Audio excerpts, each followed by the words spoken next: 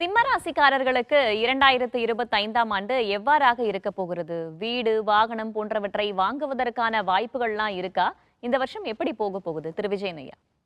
வணக்கம். சிம்ம ராசிக்காரங்களுக்கு குரு பயிற்சி 2025 ரொம்ப சிறப்பாக இருக்கும். ஏன்னு கேட்டிங்கன்னா, குரு பயிற்சி 11ஆம் பாவத்துக்கு போகிறார்.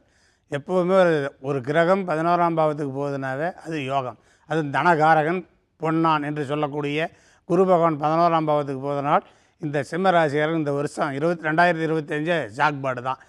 பணங்கள் நிறைய கொட்டுங்கள், நிறைய பணம் சம்பாதிச்சிடுவார்கள், நிறைய கடன் கட்டிடுவார்கள்.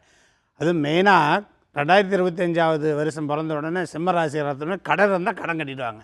அடுத்து கடனை கட்டிட்டு பணங்கள் நல்லா நிறைய சேர்த்து வச்சுடுவாங்க. வெளிநாடுகள்லேருந்து ஏதாச்சும் ஒரு தொழில் முறையில் வியாபாரங்கள் செய்யக்கூடிய அனுகரமாக இருக்கும். அதேமாரி பார்த்திங்கன்னா, லக்னத்தில் ராசியில் கேது உட்கார்றார்.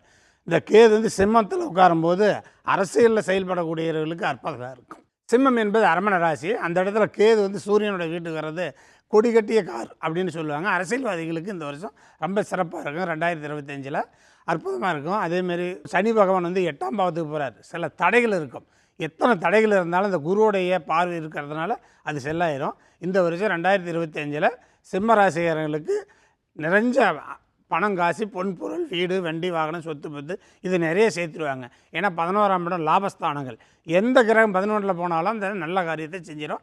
அதேமாரி திருமணம் தடைப்பட்டு இருக்கிற நிறைய ஆண்கள் பெண்களுக்கு அத்தனை பேருக்கும் 2025 திருமணம் ஆகிடும். அதேமாரி வீடு கட்டக்கூடிய அமைப்பு எத்தனை தடை இருந்தாலும் இந்த வருஷம் வீடு கட்டிடுவாங்க. அதேமாரி நிலபலம், சொத்து பத்தெல்லாம் வாங்கக்கூடிய யோகம் அற்புதமாக இருக்கும். 2025 இந்த 12 ராசிகளே ஜாக்பாட்டான ராசி சிம்ம ராசி தான்.